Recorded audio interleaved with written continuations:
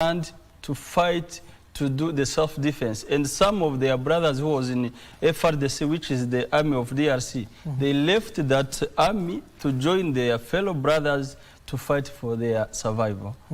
We don't have an intervention. That's why we call the UN to come, or the other countries of Africa to come to interfere to save their life. But we've seen efforts, especially from the East African region under the ICRAF brigade that was in Democratic Republic of Congo, and they were able to at least ensure that M23 does not affect and continue attacking the people. So how has ICRAF helped the situation, given that we do know they left the country, but how did they help the situation? Before, the East African Army was there in North Kivu to fight against M23. But for a while, they chased them that they are not fighting M23. For really, you know, I'm not here to represent M23 or any other political party. I'm saying in my introduction, you didn't mention that I'm a journalist. Yes, you're a journalist. But a journalist, I'm a voice of the voiceless. That's why I'm here. So in DRC, when the East African went there to help DRC, because they went to help the FRDC, the arm of DRC. After being there, they realized that these people are persecuted. There's no reason to fight them. They stand between the DRC army and M23. Now, the Congolese people, population, complained that we invited you to chase away M23, and they are calling them that they are not Congolese. They have to go back. Because of that, they chase the East African. They invited SADC. For now, there is the SADC, which is headed by South Africa. In SADC, there is the arm of Tanzania, Malawi, I think, and South Africa. So for now, there is some dialogue which is going on, because, as you know, this war cannot be finished by the gun. That's why we are begging the DRC to understand that the only solution in DRC is to encourage the peace talks. But the forces of M23 or the other group of self-defense that I told you, they are there. Once they attack them, they reply. But not, they can't attack the government of Congo. Yes. So what is lacking, given that you've just said that there is dialogue? Is it the creation of awareness that is not happening properly, so as to educate the public, as well as these groups that are forming within the DRC, so as to achieve what the dialogue wants to achieve? Because I'm sure the dialogue wants to achieve peace at the end of the day. So is there a lack of creation of awareness in the country? I think it's the government of Congo does not want to accept the revendication of these minority people. I think they have done almost 3 meetings here in Nairobi, led by the former President Uhuru Kenyatta. There's another dialogue in Angola. They are trying to see how they can bring peace and security. But what they agree, the agreement that they agree, the government of DRC does not want to put it in practice. That's the problem. Even today, if the DRC government can, the current government can accept what they are requesting, I think immediately the war can be stopped and the stability can be recovered in DRC. Yes. Maybe explain to our viewers who are watching you and in this country, why is the Democratic Republic of Congo very vital, especially when it comes to resources, given that you're very rich when it comes to resources?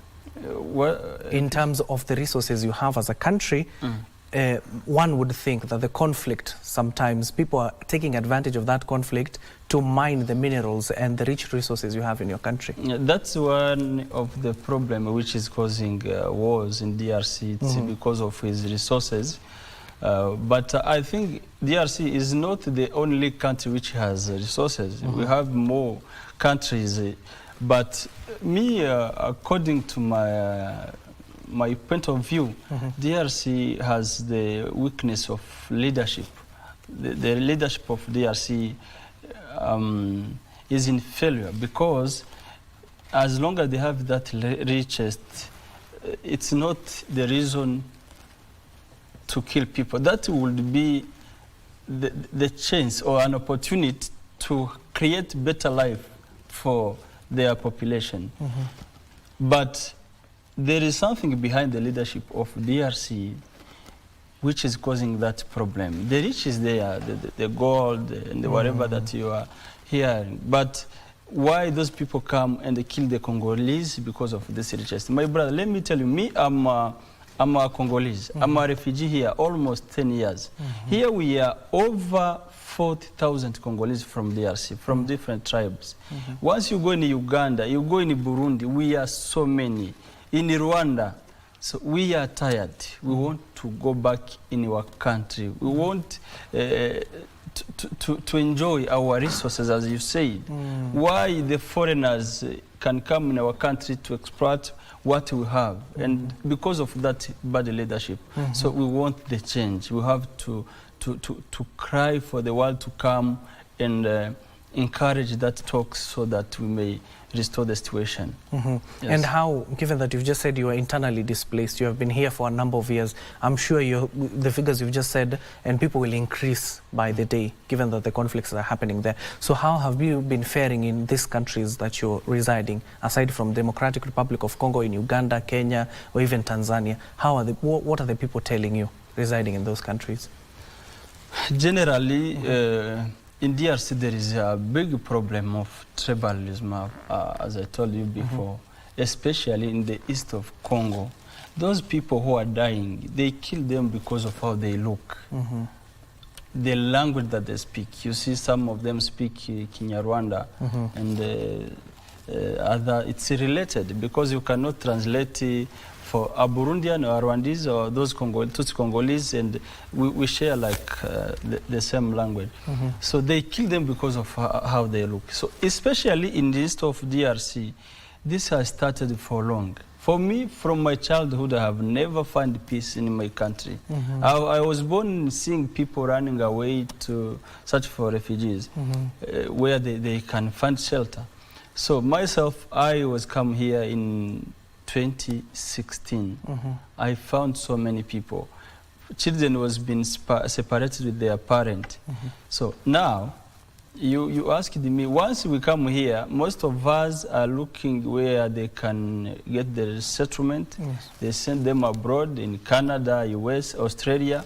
Others, you see, I told you, I have already 10 years. You see, in those 10 years here, it's very hard to afford education. It's very hard to put your dreams in action. So we are dying, and when we are alive. That's why we are trying to see how we can finish this problem so that we go back. Even those who are in the US, they don't have value. They don't have rights like others. They are refugees. So our homeland is our priority. We want to go back, and we are many. Yes. And of course, given that the world leaders are currently congregating at the United General Assembly, we do understand a few of your colleagues and brethren will be picketing outside the UN General Assembly. So what are you hoping to achieve from that picketing? I think it's today and tomorrow.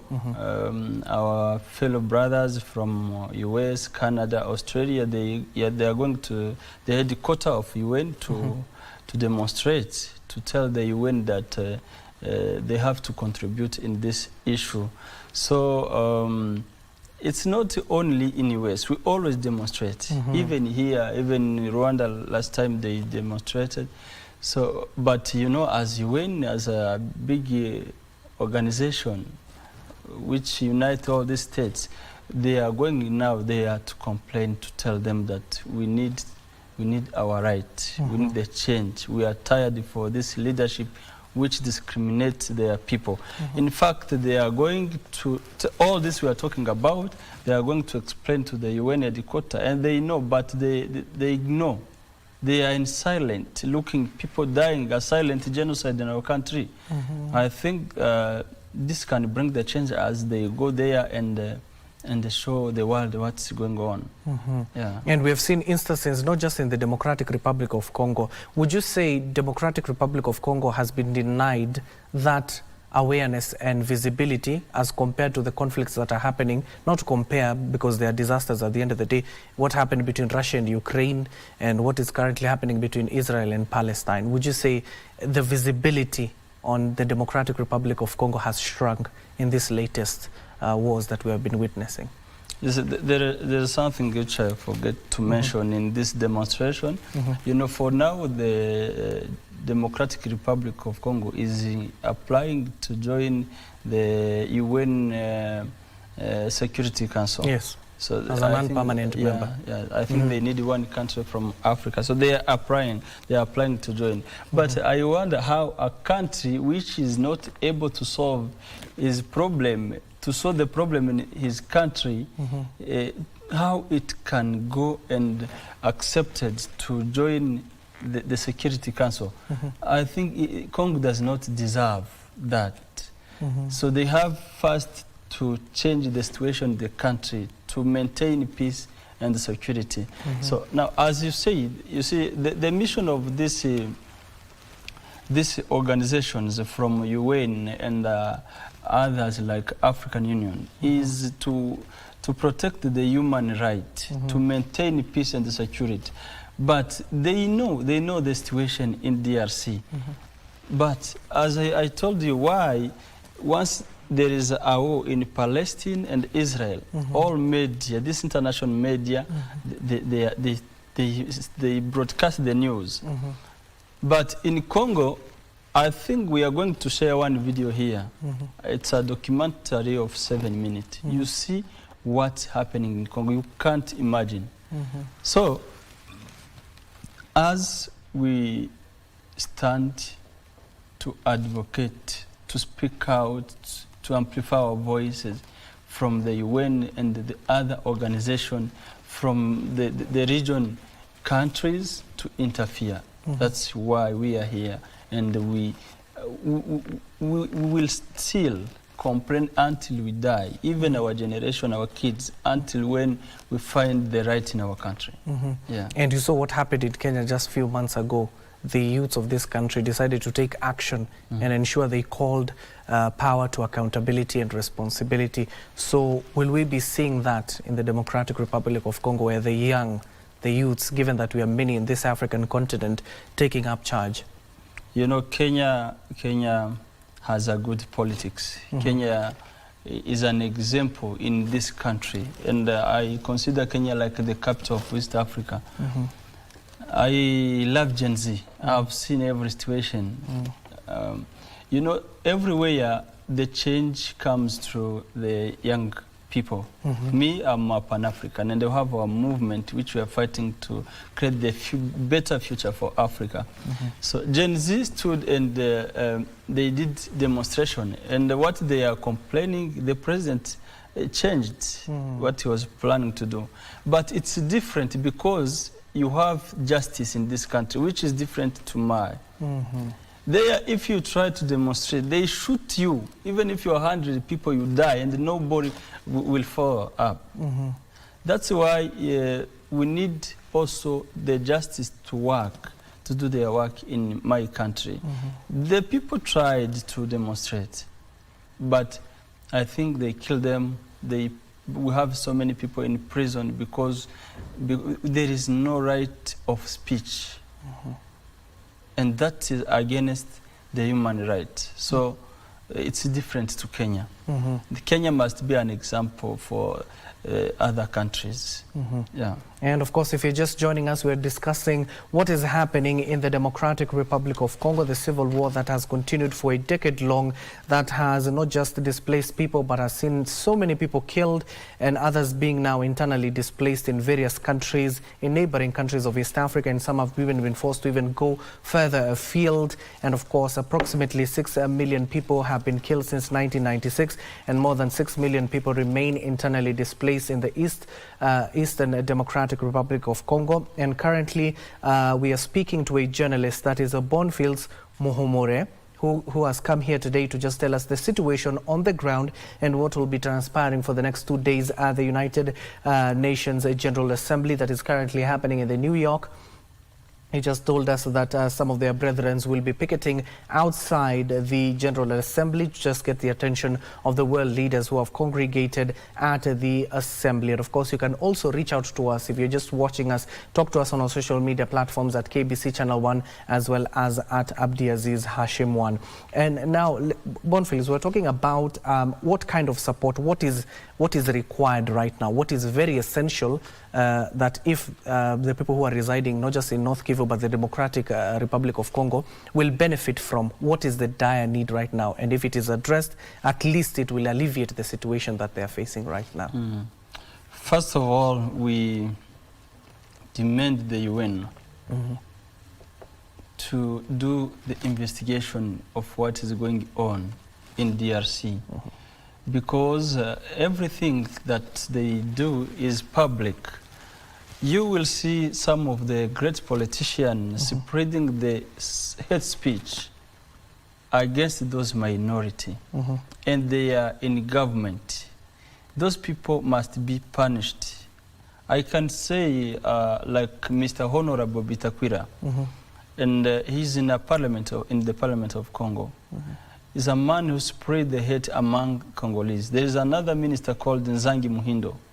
He's in the government. Those people must be followed and take them to justice. You see, once they tell them that these people are not Congolese like others, they start to kill each other. Everybody die, both sides.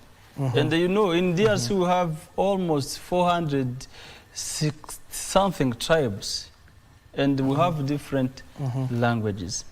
So, but if you can see here in Kenya, we have different tribes from DRC. We live good. We don't fight.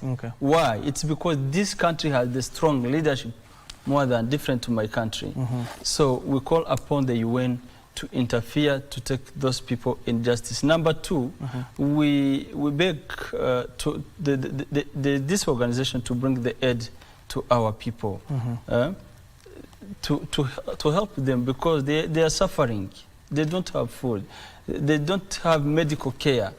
The problem is there, but the main is the life. We want the life. We want to live like other Congolese. We are human like others. They have to condemn God who created us, the way we look. But why can you kill someone because of how he looks? That's amazing. So the UN is there.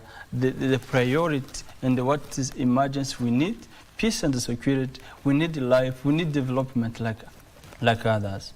And of course, we can't confirm the Honorable you just mentioned. We cannot confirm what he said because we don't have the clips to us. I can show you. Yes, you'll show me afterwards, but we cannot ascertain that. Those are your own views.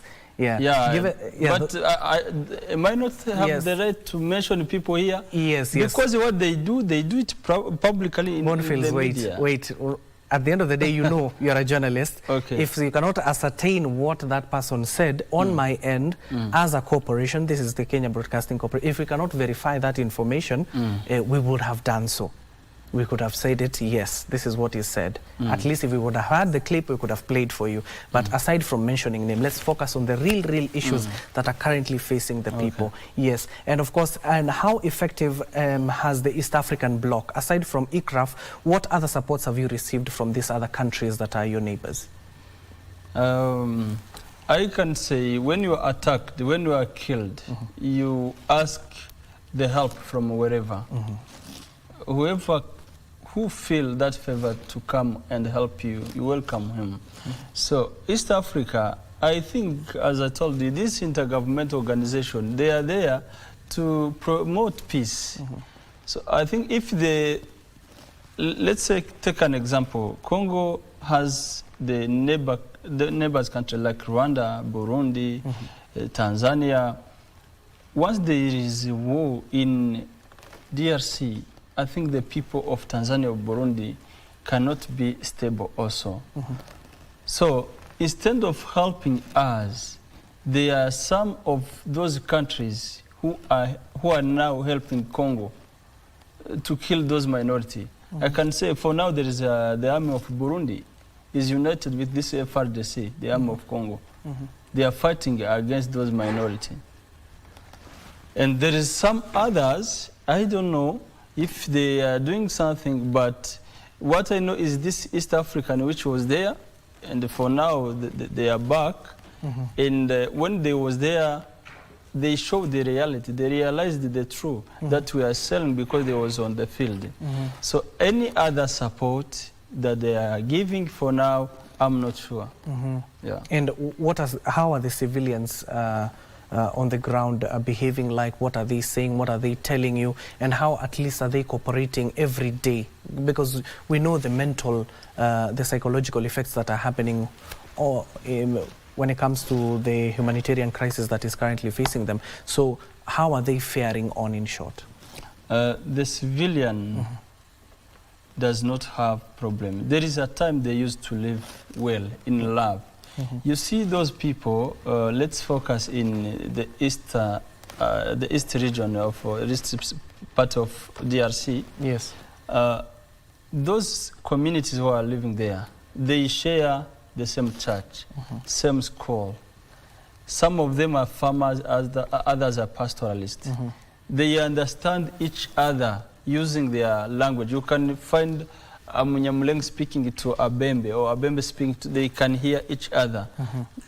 Like me, where I did my secondary school, it was not in my community, and life was good.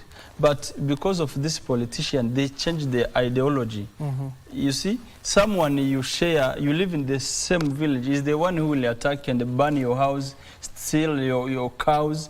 You see, that's the problem. So I can say that for now, they don't cooperate well like as before. But I can send them a message of changing that mentality.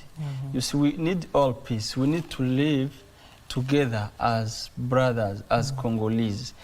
What they are lying to them that they can chase away those people and live in their country, it's impossible.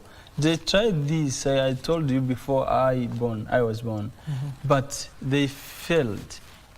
Unless all the side people die.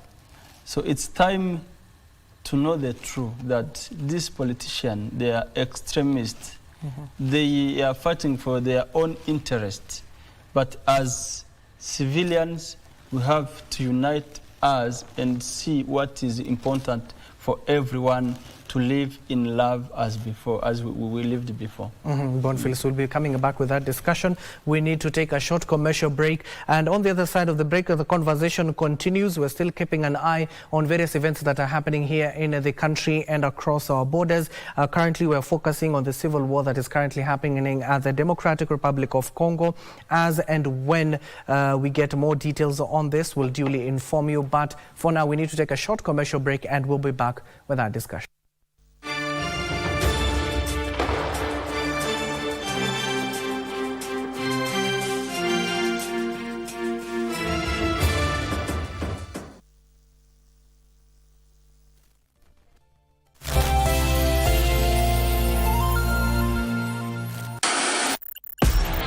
On KBC Channel 1, we are a TV station like no other.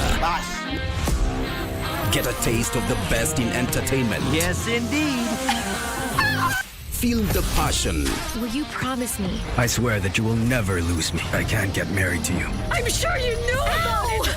That's why you're making fun of me. Experience the drama. Get out. Who is the man in this one? And the laughter. Hii wigi umevaa kichwani. Zile wakati tulikuwa tunaapishwa tunapewa mheshimiwa.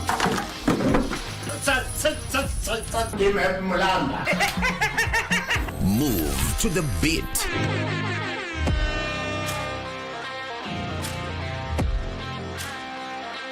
We are live from Broadcasting House. And get informed on the latest happenings.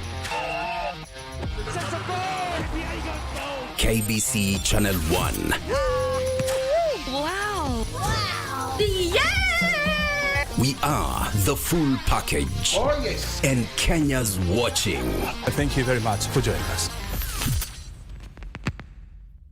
Mtazamaji, tumekuandalia taarifa zinazogonga vichwa vya vyombo vya habari kutoka hapa jijini Nairobi na pia mashinani. Wanahabari zaidi ya ubora wao wako ange kukuletea habari pindi zinapochipuka kutoka pembe zote za Kenya. Kwenye kipindi cha Tamrini tunakuletea mazungumzo ya moja kwa moja kufafanua na kuangazia masuala yanayokuhusu wewe mtazamaji.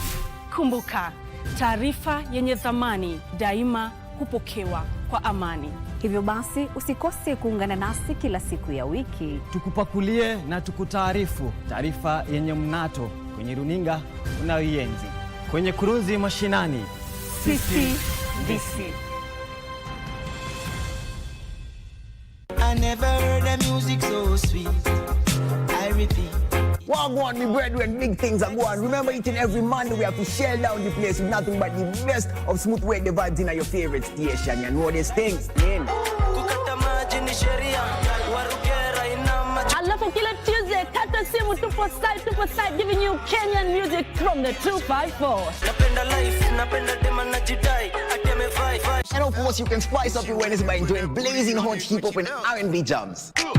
We don't got no label. She said she want bottles. Vibes and vibes as we go all across Africa, Kenya, Nigeria, Ghana, all the way to Tanzania to give you nothing but the best on Afro Thursday. Make sure you make a date with us each and every single Friday with me, DJ_Liza Diva, DJ Cold, and me, Wanjiko. This is Club One Extra. Unanifanya nisikie kunongwa Hadija ai Mani especially ukisonga.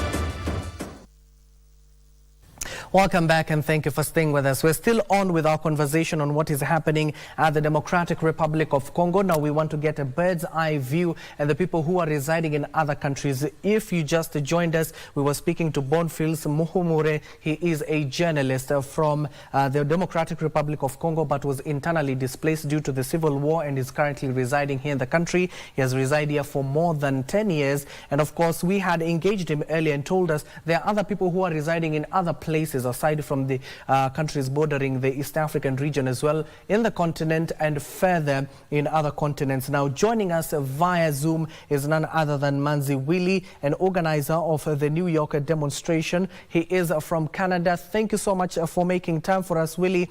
And we've just learned that we will be seeing some of your brethren going to the United Nations General Assembly to pick it outside so that they can bring the agenda of the Congolese people to the world leaders. I had posed this question to Bonfils. I'm still posing this question to you, Willie. What are you seeking to achieve outside the United Nations General Assembly? Thank you very much for giving me this time. As you know, United Nations General Assembly is where the leaders of the world are basically uniting to discuss the issues around the world. But as you know, we feel the Congolese should not be represented by what we call a genocide leader, the person who's killing his own people, killing who have done things that are all over the place on social media. For example, you have seen the killings in Goma, where the government has armed civilians called Wazarendo and turned around and killed them. You have seen the prison of Makala, where the armed forces entered the prison and massacred everybody. You are seeing people who are doing cannibalism because of people happen to be Tutsi people just because they have born in Congo. You have seen people who are massacring animals, domestic animals. because they belong to Tutsis. We feel United Nations should not be a place where such leaders, the Hitlers of our era, of our modern time, should not be sitting just in United Nations, an institution that was created to look or to make sure that the world have a peace, should not be accommodating a genocide people. So what we are looking to achieve in the United Nations, there is, for example, we believe that United Nations have a capability against the Congolese government to easy or to seize all the abuse of the power, because we believe that the Congolese government is a failed state.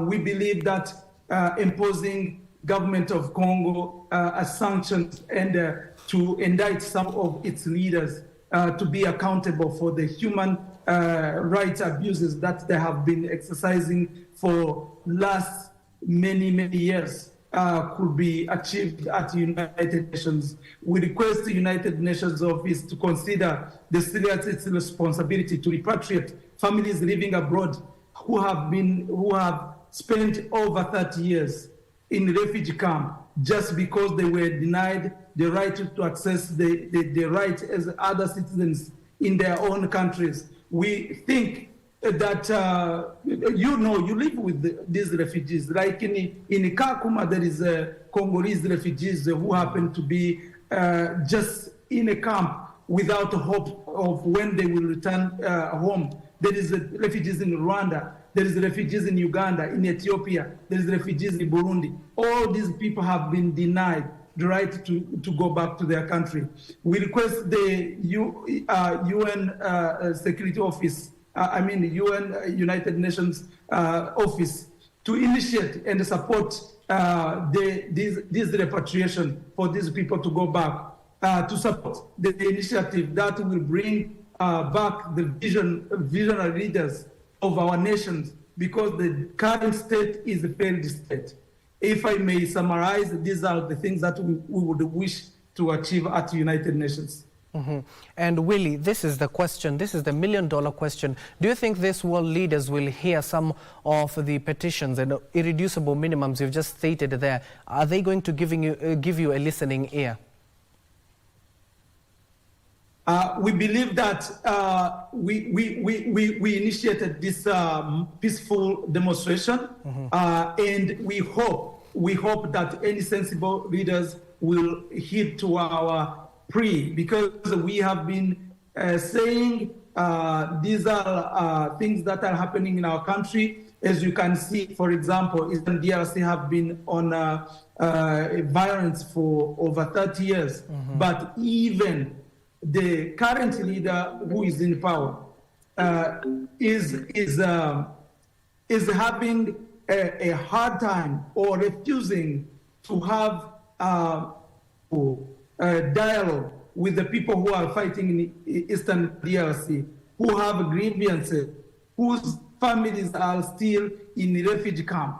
I am not sure whose leader is basically comfortable to see these things are happening to the great Africa.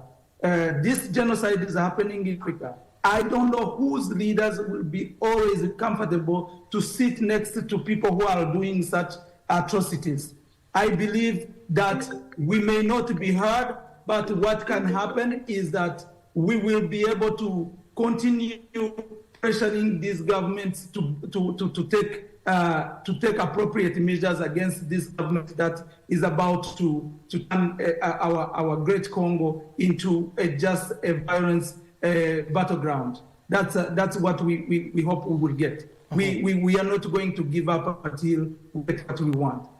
And really, aside from the support you're receiving from the East African region and the African continent as a whole, don't you think the main dire issue that should be given precedence is aid delivery to some of the people who are affected in Eastern Democratic Republic of Congo? Thank you very much for these questions. I remember when some of the people who when the violence broke in 2001, there were people who were of the tribe of Tutsi. Some went in a place called Buiza, other people went in a place called Goma. But can you believe that these people, even when they were seeking aids like everybody else, they were denied these aids until when their families across the diaspora started offering whatever they had. Congolese government is not capable of protecting anything. So, for instance, the refugees, the internally displaced people who are in Ngunga, they have been protesting because even that small amount of food they were getting, the FARDC or the military national army were taking it from them. Some military,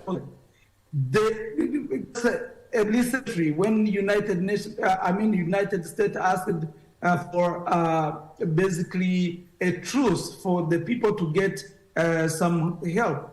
Can you imagine that the Congolese government refused to offer this truce that people could be able to access for these aids that could be offered to them? So Congolese government is not capable of protecting even those who are going to offer the food to its own citizens. We have seen in Butembo, a place called Butembo, and Beni being massacred. You have seen some of the aid organizations, their workers, aid workers, were killed while helping the people. So this could be a good idea, but will it be achieved? I don't. Okay, Willie, aside from the protests that you have planned in the New York, outside the United Nations General Assembly, we do know that there are others you had organized for, you had picketed in various parts of the world, but what did those strikes achieve to the greater cause of ensuring that DRC gets peace? As you know, I go by the principle of the Bible, where this woman who was a widow was asking the help from a judge. And at a certain point, because this judge was not offering the support that this woman was looking for, until it was a point where she persistently going to seek this help, until this judge decided that even if I'm not helping this widow, I love her or I like her, the support, because I need peace. As myself, many other thousands in the world who are refugees are done is something years when nobody is taking care of our country. Nobody cares. Nobody is seeing what's happening in our country. Even for these massacres that has committed by the Congolese government, it is a shame to see that there is no one single media have reported it when done and recorded on camera. The cannibalism that is happening in Congo, I don't see any country, any mainstream media talk. Can we, as a citizen, continue to sit and watch? I think it is our responsibility to stand and resist this kind of behavior that the regime is doing. We have seen enough violence since we were kids until I have kids now, myself. When I left my country, I was 8 years old. Now I have a child who is almost 8 years old. Can you imagine if it was you who left his own country, leaving everything, every memory behind, and you don't even know on when you will go back in your country? So we are going to persistently reminding the world that this is a responsibility of international community plus our citizens to take back our country, to make sure that everybody is safe in their country. They're back from the and go back in their country if they wish to. but we should not be comfortable sitting down and wait for what will happen when nobody's doing anything about it. And Willie, as we're coming into our conversation, one key question, Bonfields has just told us how many people are residing, especially from Congo, within the East African region. There in Canada and New York and other parts of the country, do you have the statistics? And finally, what will justice and peace look like for you in the Democratic of Congo? Thank you very much. I do not have statistics of the people who are across the world. There are many in thousands. In Rwanda alone, in the refugee camps, we have over 100,000 in Rwanda alone. Uganda, we are over some 400,000. I had these numbers. I don't know if I'm united in the Europe and the other parts of the world. But if I may answer the question, what this will look like, in my view, peace will allow people to live in their country and strive for life like everybody is doing. For instance, imagine Kenya, a country of Kenya, because that's what I will talk, because that's where. And we apologize for that technical glitch. That is Willie Manzi speaking to us from all the way from Canada, just to talk about the conversation that we're having, the dilemma that is currently happening within the Democratic Republic of Congo. And of course, you've just heard from Willie there. They have vowed to go outside the United General Assembly, where the world leaders are convening, to at least voice some of their concerns and urge for support for the greater Democratic Republic of Congo and of course the East African region. Bonfields, we're coming back to you. And now as we're entering the final stage of our conversation, the same question that I've posed to Willie: what will peace look like for you in DRC? I think I want to add something, to mention something for the last question you asked him about the statistics of the people who are dying in DRC. That's very hard to answer, because people die. At least 15 persons can die daily in DRC. So it's very hard to get the statistic, because people die daily, you see. Now, coming to your question, what peace will look like?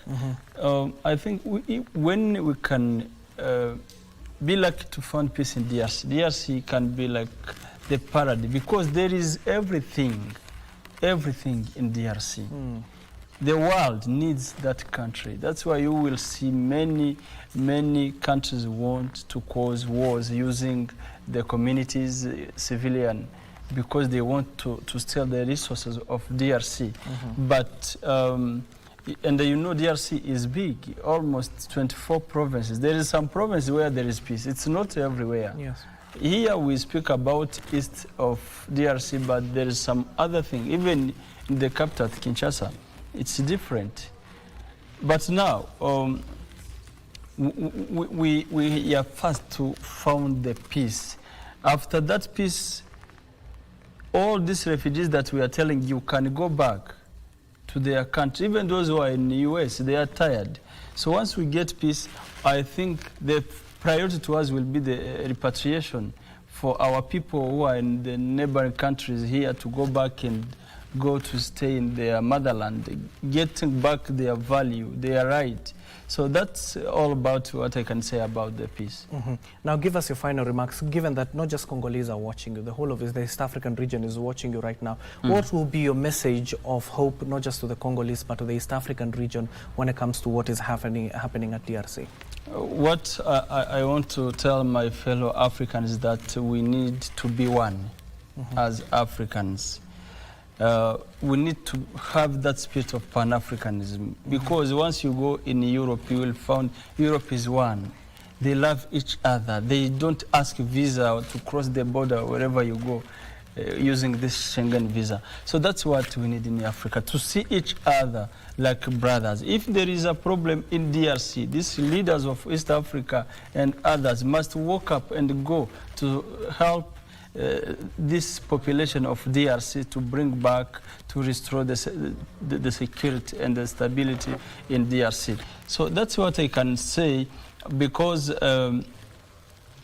DRC has so many problems which is not spread out there, which they don't know. But let them go investigate, realize what's happening, this discrimination, this tribalism, this killing, silent genocide, and to help those people in every ways, to assist them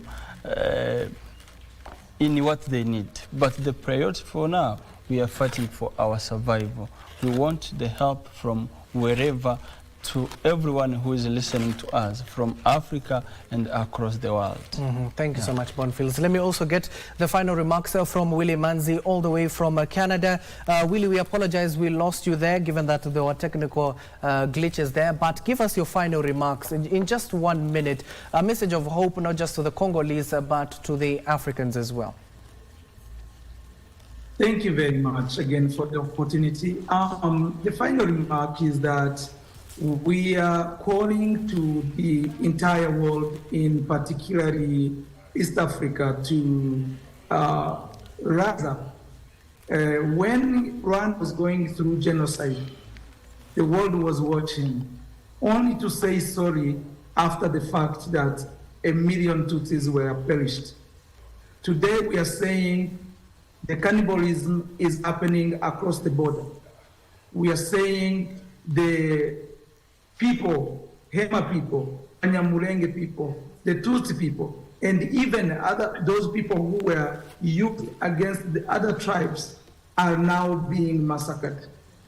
East Africa cannot afford to again sit down, and we want the world to rise up and listen.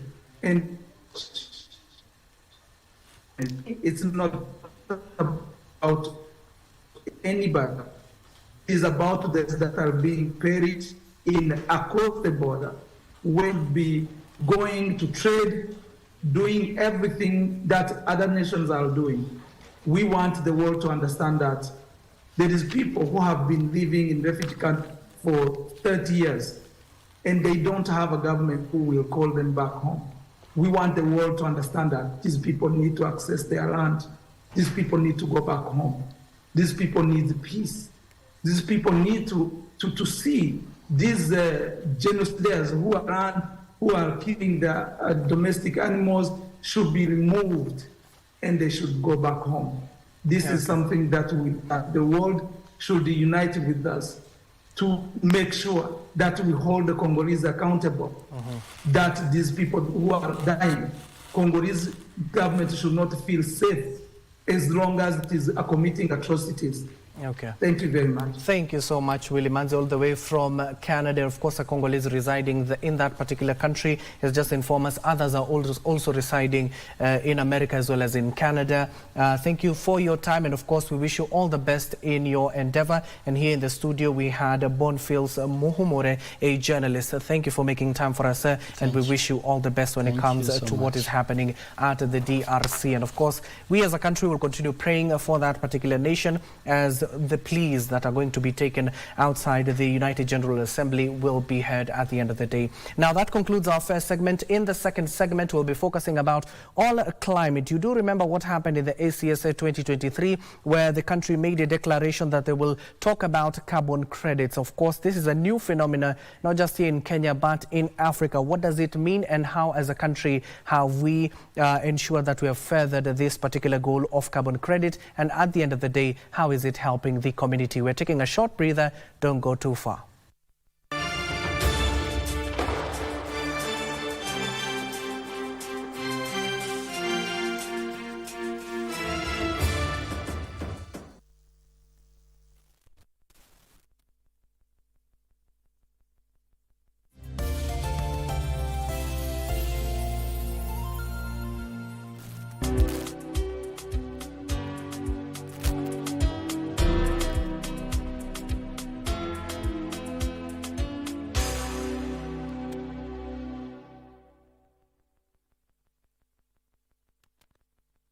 Mtazamaji, tumekuandalia taarifa zinazogonga vichwa vya vyombo vya habari kutoka hapa jijini Nairobi na pia mashinani. Wanahabari zaidi ya ubora wao wako ange kukuletea habari pindi zinapochipuka kutoka pembe zote za Kenya.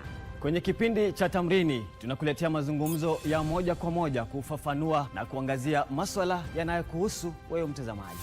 Kumbuka, taarifa yenye thamani daima hupokewa kwa amani. Hivyo basi usikose kuungana nasi kila siku ya wiki. Tukupakulie na tukutaarifu taarifa yenye mnato kwenye runinga unayoienzi. Kwenye kurunzi mashinani, sisi DC.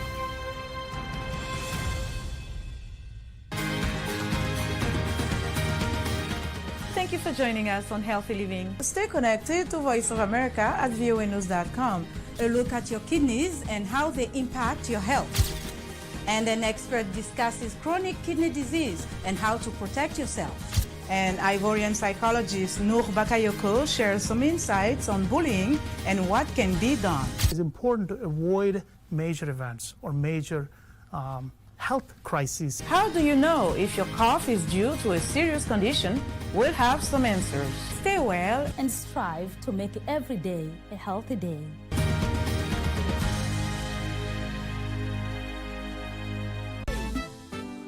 Where are you, Dokon? What are you trying to tell the whole class? You better not have taken my pictures when I was trying to put on those boxes. I will slaughter you. You want us to believe you carried fresh meat in a kawago? You can believe what you want, my friend. If only you could study with such image.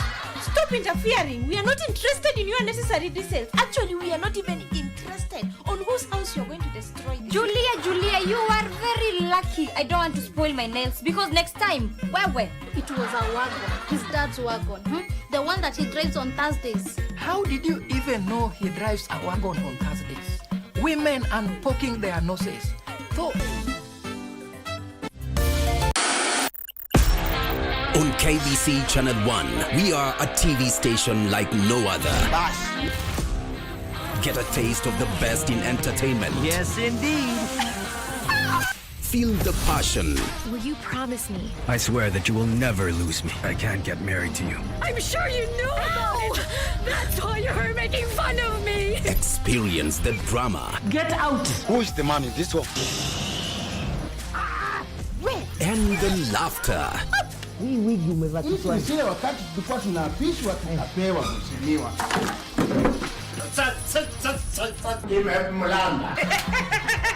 Move to the beat.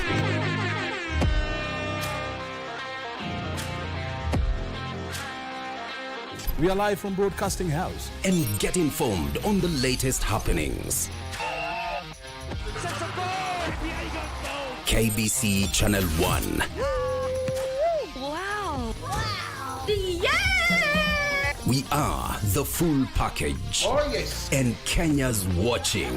Thank you very much for joining us.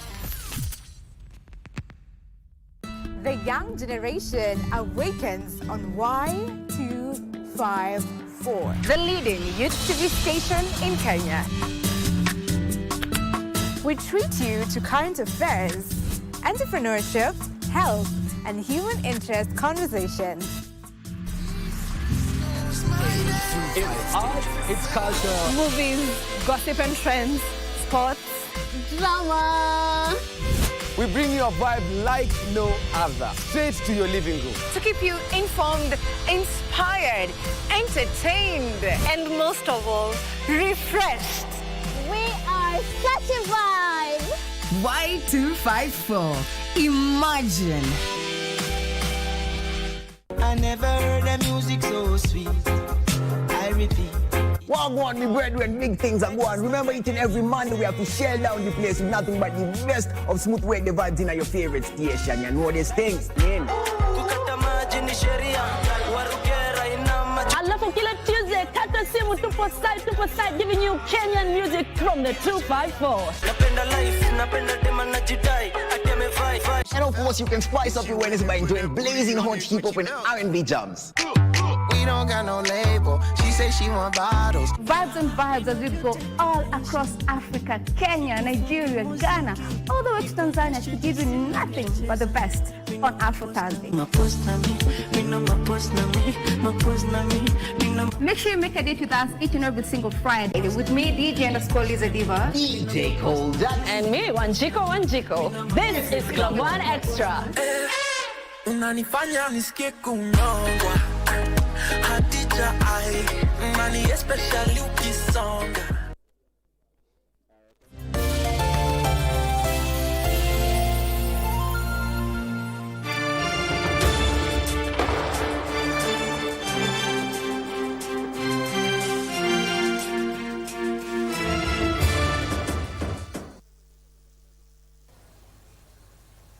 Welcome back and thank you for staying with us. Now, in the second hour, we'll be focusing about the climate. As a continent, where are we, given that Africa only contributes 4% of the global carbon emissions, despite being the continent that suffers the most in climate change? My guests are already here in studio. We'll be speaking about that as well as carbon credit. Talk to us on our social media platforms at KBC Channel 1 and at Abdiaziz Hashim 1. But before we go into our discussion, I want to take you live to Kisumu in terms of the National Tourism Week celebration that is currently happening at the Lakeside City. Our reporter Wycliffe is joining us. Wycliffe, good morning and good to see you. What can you tell us about these celebrations that are happening at the Lakeside City?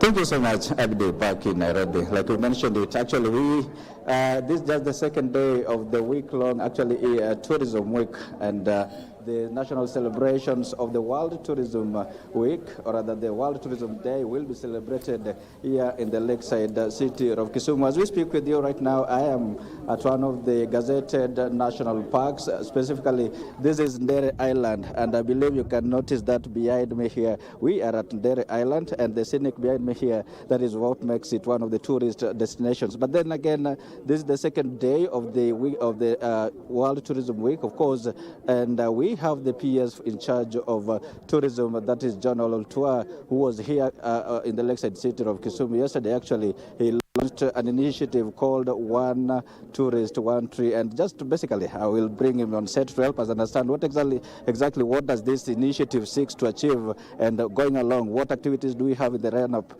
all the way to the main day that will be on the 27th of September 2024, that is on Friday to be specific. But John, look into the camera, our viewers are very ready to hear from you. Yesterday, during the tree planting activity at Kajulu Hills, you launched the One Tourist, One Tree initiative. Tell the viewers, what does that mean? Well, good morning, everybody.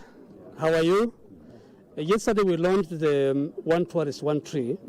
What it means is that we are working very closely with the Ministry of Environment and Forestry to be able to ensure that the drive to plant 15 billion trees in the next 10 years, as championed by His Excellency the President, is realized. And as a Minister of Tourism and Wildlife, we come in handy, particularly because we want to support what we call sustainable travel. Much heavily on a clean environment. And when we have a clean environment, you will of course have the rains. And therefore we have come up with this initiative to bring on board our tourists, and both international and domestic, to be able to help us also plant the trees. First of all, it's a part of enjoyment, because when the tourists come and they are given to plant the trees, and the people who ensure that they plant trees are actually the owners of the touristic sites or attractions. For example, our hotels, our lodges, our national reserves, our game reserves, our forest reserves, the travel agents, and there are many, and even individual community members. We have community conservancies which also are used for tourism. And we are calling upon each one of them. That is, they plant the trees themselves. They also ensure the visitors have planted. And the main reason is really to support sustainable travel. So that's what we did yesterday. Secondly, I indicated that we are in Kisumu County from yesterday and will be up to Friday. The reason is we are celebrating the UN World Tourism Day. This is a global event that is celebrated every September, 27th September of every year. And we want to really make the whole of the Kenyan people understand that this is a very important day. Just like the way we celebrate the World Environmental Day, the Day of the African Child, and all the other important days, the World Tourism, UN World Tourism Day is a very, very important day. Exactly. It's a very important day. And then again, someone could be asking why Kisumu this year, and what does it mean actually for the Western tourism circuit? Wow. Why Kisumu this year is that they want it, they deserve it. We did communicate to all the county governments, the 47 of them, to apply if they wish to host. Because what happens is that during this week, every county actually is supposed to be celebrating on their own. But as a national government, we usually have one county to host. So we did ask them to apply, and we have 10 of them which applied. When we ranked, number one. I don't even clap for them. So they became number one, and that's why we are here. And there will be a lot of activities across the week. Yesterday we started with the tree planting. Today, in Dere Island. Specifically to showcase this area. I will comment later about it. And tomorrow we'll still have a number of other activities. We have the Well, those are the scenic views, and we do apologize for the technical glitch. It is the National Tourism Week celebration there. Our reporter Wycliffe conversing with the Ministry of Tourism, and he'll duly inform us in our subsequent bulletins. Now back to our discussions, what we'll be focusing on here in our second hour. As I told you earlier on, a little bit of context to what we'll be discussing is that Africa contributes about 4% of global carbon emissions, despite being the continent that suffers the most when it comes to climate change. This coming, of course, in the backdrop of the ACS 2023 that happened here in the capital, spearheaded by President William Ruto, that saw a Nairobi declaration come out of it that was taken to COP28. Among the issues was climate issues facing the continent, where the 1.4 billion people reside in, climate financing solutions, which has been a thorny issue, green growth across the continent, and then finally something that nobody anticipated to hear about is the carbon credits. So what is it and how will it benefit our country? According to the International Rescue Committee, out of 10 countries most vulnerable to climate disasters, 7 are in the African continent. Approximately 90% of Kenya's electricity is generated from renewable clean energy sources, and that is why the African continent has been mostly referred, especially the East African continent, as carbon sinks. Now, the Kenyan government has also advocated for carbon credit tax to offset the cost of financing adaptation measures, so as to also finance some of the climate adaptation measures the government is undertaking, including the 15 billion tree. And of course, let's also focus and introduce our guest this particular morning. Joining me on set will be John Makima, community leader from Taita Taveta County. Thank you, John, for coming in. Thank you, Abdi. And of course, we also have an expert here, Olivia Dhiambo, climate policy analyst. Olivia, karibu sana. Asante Maybe sana. let me start with you. Educate our viewers, what is carbon credit, simply? Okay. Thank you very much, Abdi. Indeed, climate change is an issue of our time, and this definitely is a conversation that is very relevant for this period. So carbon credits, I'll start off by first of all explaining what the phenomenon of climate change is. So climate change is as a result of global warming, and it is attributed to the release of excess greenhouse gases in the atmosphere. And so there are many approaches to reducing the greenhouse gases in the atmosphere. There are natural solutions to reducing greenhouse gases in the atmosphere. And so when a ton of carbon dioxide is removed from the atmosphere, it is equivalent to 1 carbon credit. So in a nutshell, a carbon credit is equivalent to 1 ton of carbon dioxide. Yes. Thank you so much for giving us that. And let me go to John. John, you can see the African continent only attributes 4% of the global emissions that we're witnessing across the world.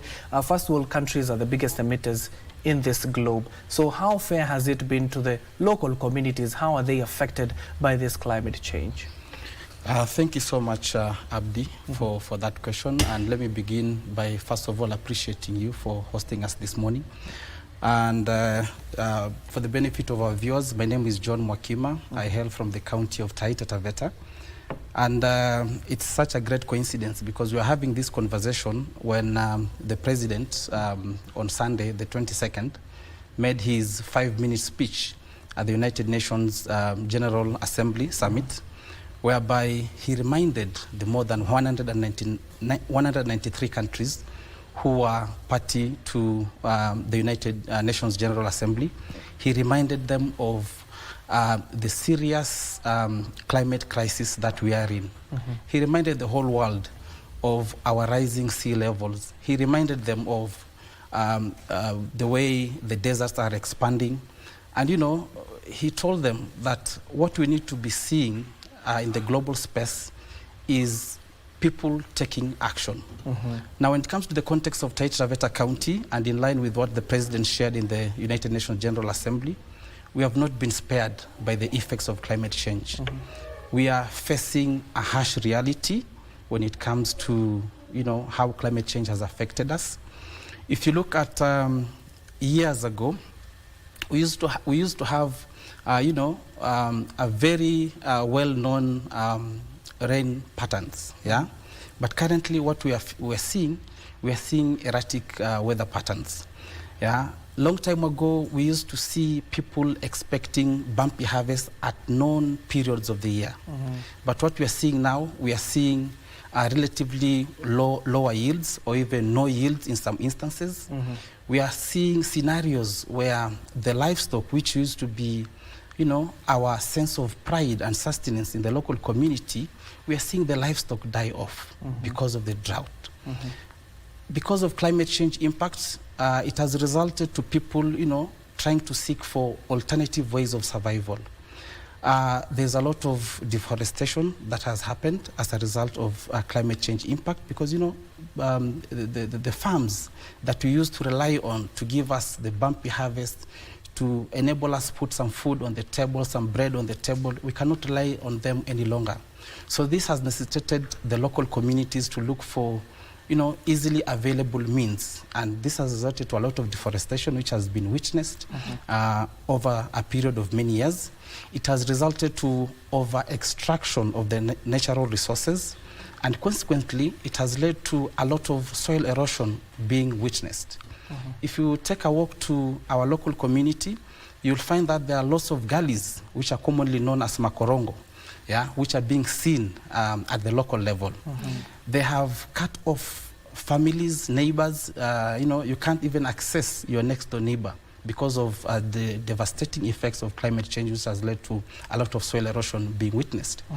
Over the years, we have seen increased human-wildlife conflict simply because there's a lot of pressure that is being mounted upon the ecological system.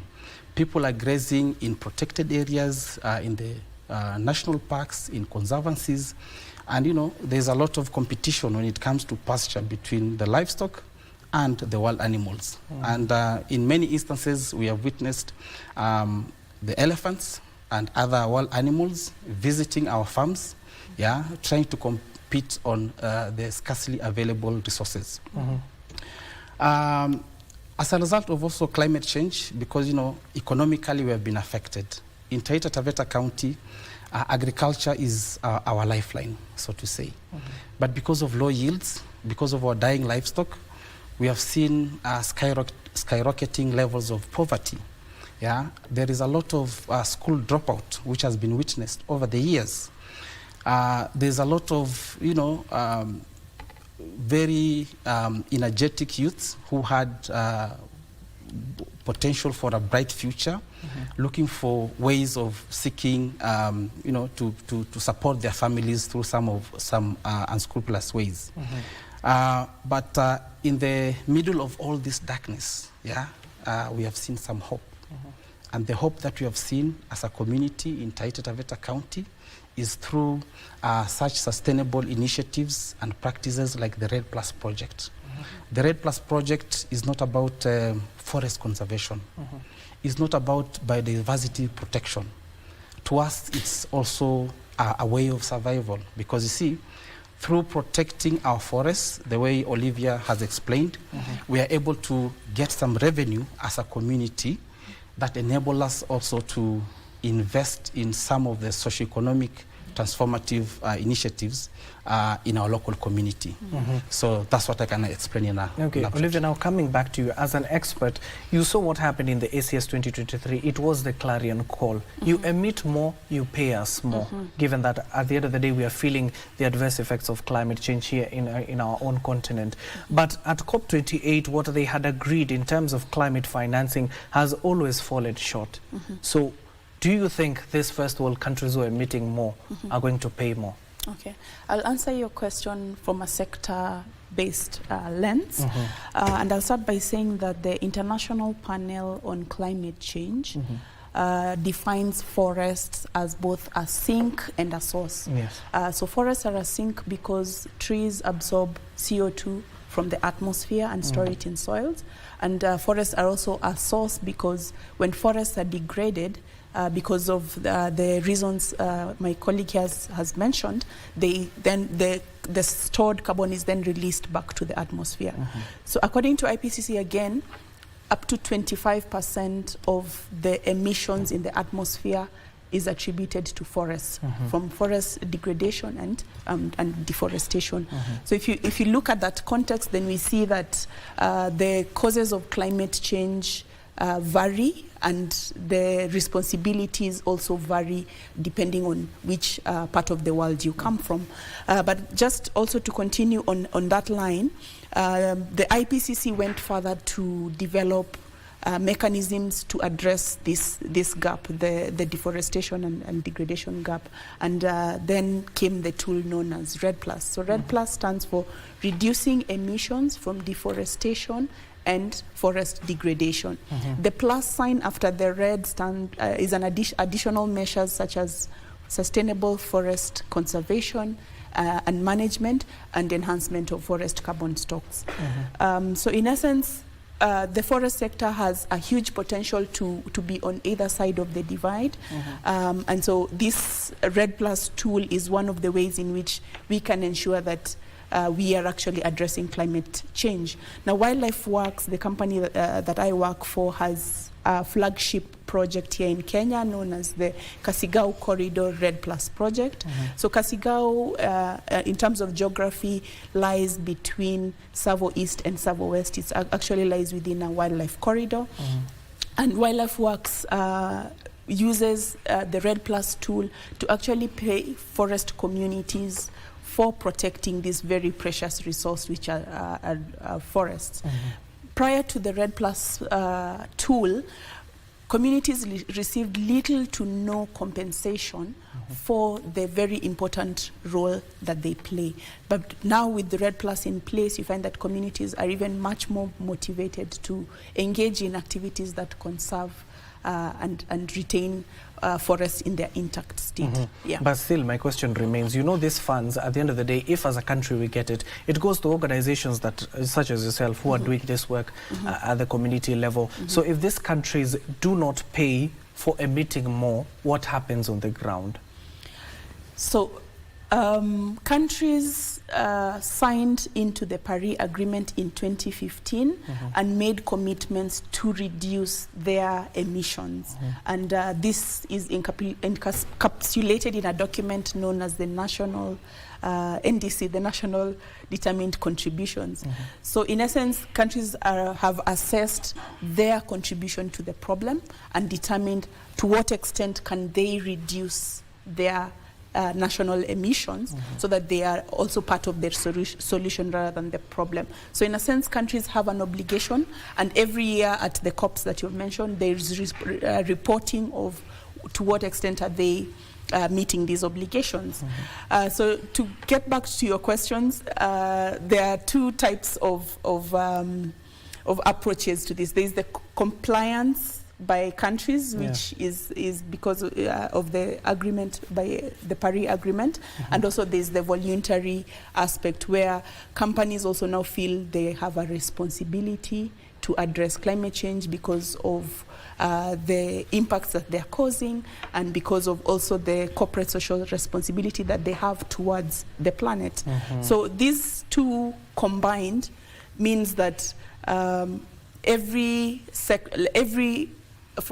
sector is actually addressing climate change to the extent and to the level to which they are obligated.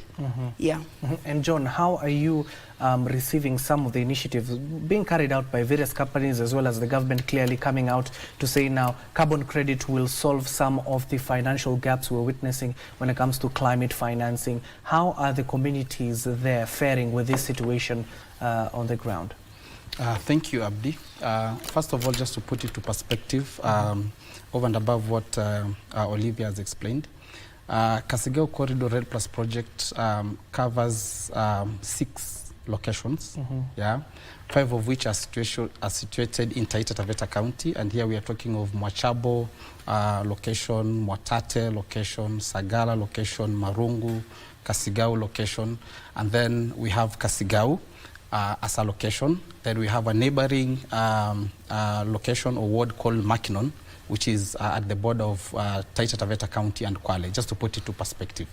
So when you talk of how the funds are also trickling in towards such initiatives like the Red Plus project, you know, to us it means socioeconomic transformation. As we protect the forests, as we also, chip in and support the government in achieving the NDCs, the nationally determined contribution. The other thing that we are achieving is that we are getting a revenue from all these initiatives. Now, these monies are going towards such projects like investing in uplifting of educational infrastructure, health infrastructure. We have a lot of funding that has gone towards bursaries and scholarships. In a location like mine, where we used to have only 2 university graduates in the year 2000, now we are talking of more than 20 university graduates who have been supported by the Kasigao Corridor Red Plus project to attain their education. We are talking of, across all these 6 locations, we are talking of more than 270 million Kenyan shillings, which has been invested towards school bursaries and scholarships. In a situation where we only used to have maybe 1 or 2 people having white-collar jobs, currently we are talking of, hundreds of people who have obtained white-collar jobs. We are talking of people who have trained as environmentalists, who are supporting in the environmental conservation. So whenever we have instances which are disrupting funds flow towards such sustainable initiatives like Red Plus, to us it hits us very, very hard. Whenever we witness or we hear conversations which are geared towards disrupting the carbon credit market, to us, it really means a lot to us, And that's why I'm very proud this morning to be part of this panel where we are representing now the voices from the developing countries as far as the carbon credit market is concerned. Now, John, the other outstanding question will be, is there enough awareness to not just the people of Taita Taveta, but in the country? Is there enough awareness to what people are facing when it comes to climate change? You have seen the adverse effects or the wrath of Mother Nature when it comes to floods as well as droughts, and Taita Taveta has always been affected greatly. So is there enough civic education to some of these climate changes that are happening down there? Thank you. There are ongoing efforts to do a lot of civic education as far as the climate change impacts are concerned and our role as the local community in the same. However, there is still a lot more that can be done. We have lots of people outside there who don't understand and appreciate what the Red Plus project is all about, what carbon credit market is all about. We have seen it in the mainstream media, we have seen it in social media, where people are trying to criticize the carbon credit market, but mostly it's because they have not taken time to understand what it's all about and to engage some people like us who have seen the first-hand benefits of Red Plus projects. So indeed, a lot more still needs to be done as far as civic education and sensitization is concerned on the carbon credit market. Olivia, now for you, is, given that we have heard for the first time, that was in the ACS 2023, but we do understand that there are companies in the country that have been operating in this particular sector of carbon credits.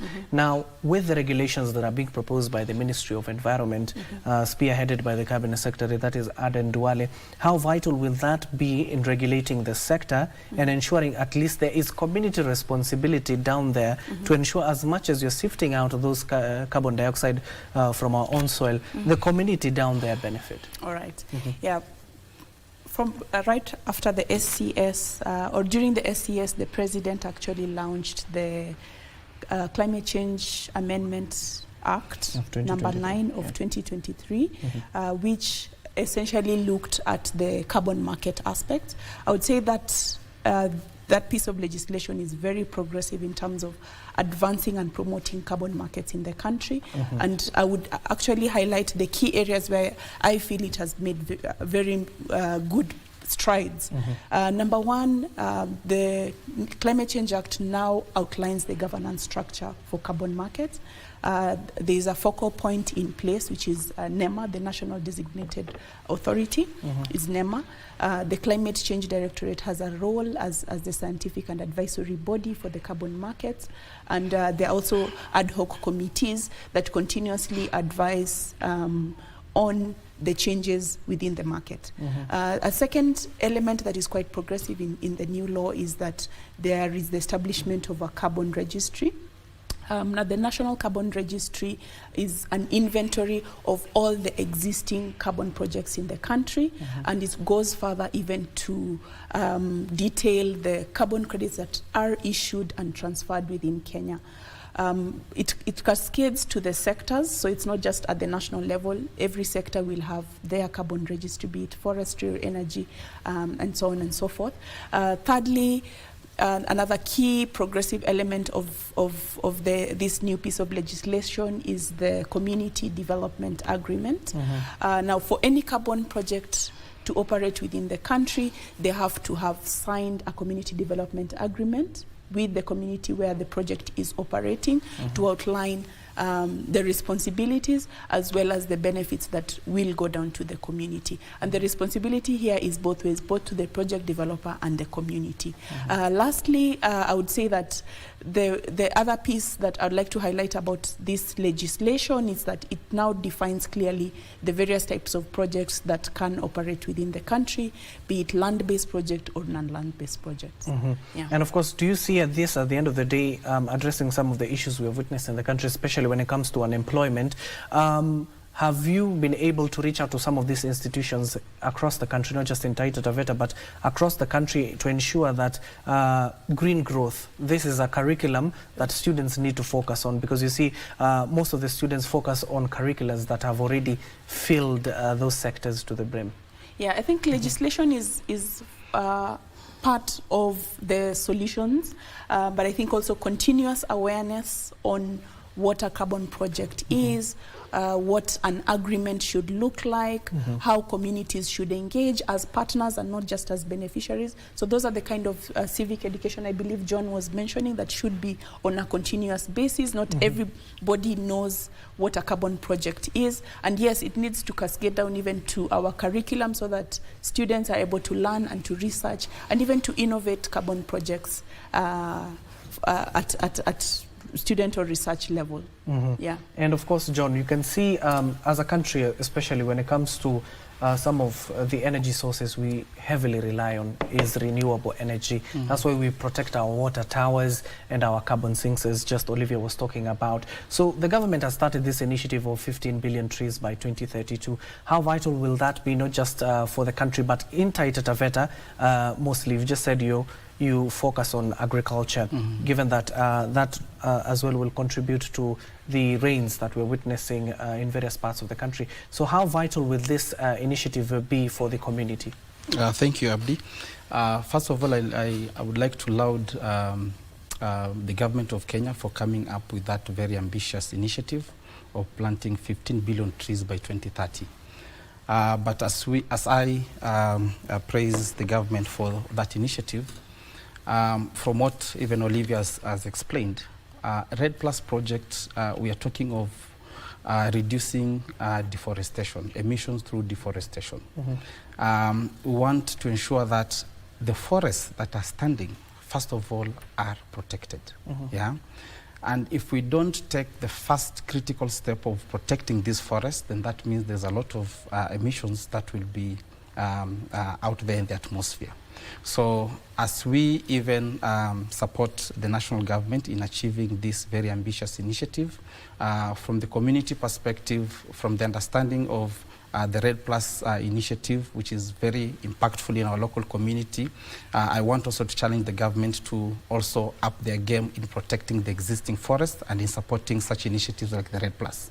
So now when it comes to how such initiatives like Red Plus are also aligned with such a government ambition, you'll find that in the local community, we have a lot of support that is being given to even the local women in establishing tree nurseries of indigenous trees, because we want to ensure that even as we protect the forest, we have nurseries that we can do a lot of reforestation as well. So this feeds in very well into the government's goal of having 15 billion trees by 2030. And, you know, the way we have positioned ourselves as a community and through the Red Plus project, you'll find that Kasigao Corridor Red Plus project being managed by Wildlife Works is supporting these women in setting up these nurseries. And then at the end of the day, they buy the seedlings of these indigenous trees from these organized groups. And then from there, during rainy seasons, these seedlings are issued to the local community so that they can plant them timely when it rains. You know, that one is very, very impactful.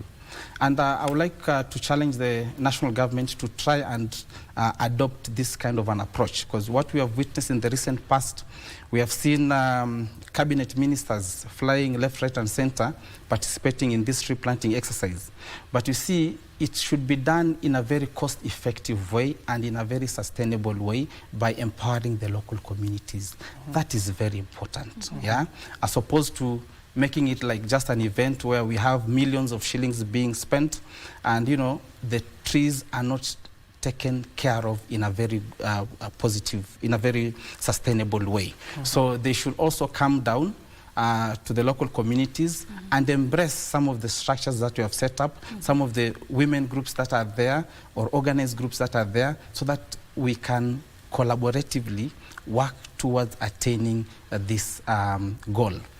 The other thing that the national government has done, you've heard of this Climate Works initiative, where they are trying to recruit more than 200,000 youth across all the 47 counties to support, amongst many activities, in you know, doing ecological restoration. Yeah, it's also a very good thing that we also feel that we can really partner as a community with the national government, and they work together with some of the structures that we have set up, which we believe will also go a long way in conserving the existing forests, because even in our local community we have so many youths who have been who are now monitoring the forests. We have more than 200,000 hectares of land which are in which have been put into this Kasigao Corridor Red Plus project, and our youths have gotten green jobs through monitoring the forest and ensuring that we don't have any deforestation happening in there. So it's important that the national government also looks for a way of collaborating with existing sustainable practices like what we have in our community, so that we can have an impactful initiative at the end of the day. Yes. Maybe, Olivia, the other question is, given that these carbon sinks are majorly in the African continent, especially in our East African region, then does it mean time is of the essence? We should be growing these trees and replacing those that have been illegally logged? Yes, indeed, Abdi. Africa and Kenya and Africa as a whole has a huge potential to hold carbon stocks, and not just in trees. We have very rich soils. Our oceans are also a huge potential of carbon sequestration. And so we have seen a number of African governments preparing their countries to engage in this process by developing legislations, regulations, and other statutory instruments. And I encourage that continues to happen. We now have the African Carbon Markets Initiative that is providing advisory support to governments that are interested in it to engage in the market. So yes, there is huge potential. Let's take advantage of this potential and see how we can drive more climate finance into our communities. Maybe has there been enough to ensure that we do this work as a country, the companies that are within our borders are be able to do this job so that at least they can employ more people, because you know the youths out there, majority of them are unemployed. What needs to be done to ensure that we do this work as opposed to relying to companies outside the country? Okay, so in addition to getting our governance structures in place, I think capacity building still remains an issue that needs to be considered. We need to look at building capacity, building carbon market hubs where we don't just learn about what carbon market is, but we also innovate many other tools and options such as REDD+ that can sequester carbon from the atmosphere. There is need for partnership with the global north because the biggest market for carbon credits is in the global north. So there's need for north-south partnerships to ensure that there is ready market and ready uptake for the carbon credits that are generated. Maybe, John, what have you done as a community involving these youths? At the end of the day, you do remember a few weeks back they were on the streets. So to ensure that at the end of the day they don't go back to those streets and ensure that they have job opportunities here within our country, and we do not want to export some of these talents because you see that's an untapped market. So what are you doing to ensure these youths are enticed in this sector? Thank you, Abdi, for that. Now, focusing on youths generally in a community like Taita Taveta County. First of all, I earlier on explained that there are lots of opportunities that the youths have grabbed when it comes to support towards education. Currently, as we speak, I feel so happy when I visit my local community and I find some of the youths who had lost hopes of even getting to university and colleges.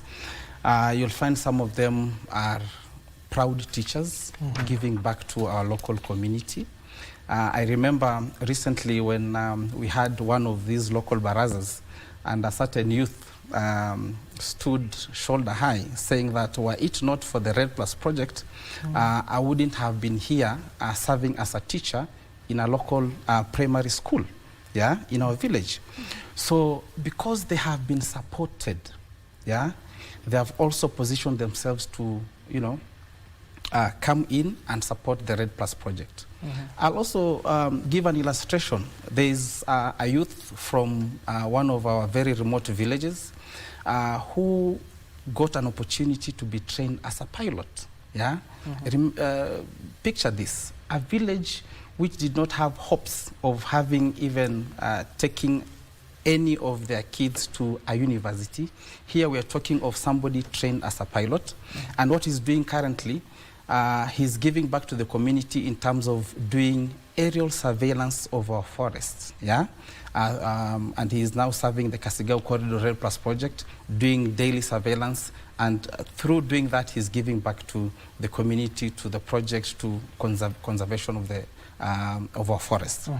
The other thing that we have done, we have encouraged the youths to come forward and be actively engaged and involved in the forest conservation activities.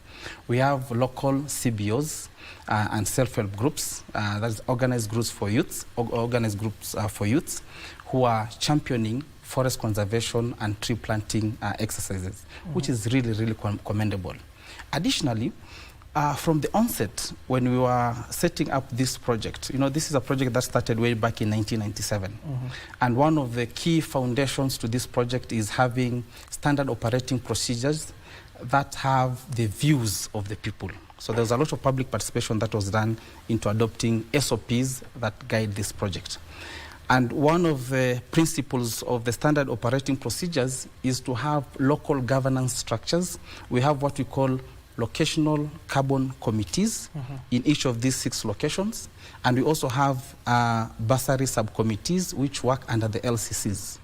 In these governance structures, there is deliberate effort of having the marginalized groups such as the youth, women, persons with disability, so that they can have their voices heard in the management of the revenue that we get and the conservation initiatives that we're doing. So you'll find that by so doing, we have given the local youths an upper hand to have their voices heard.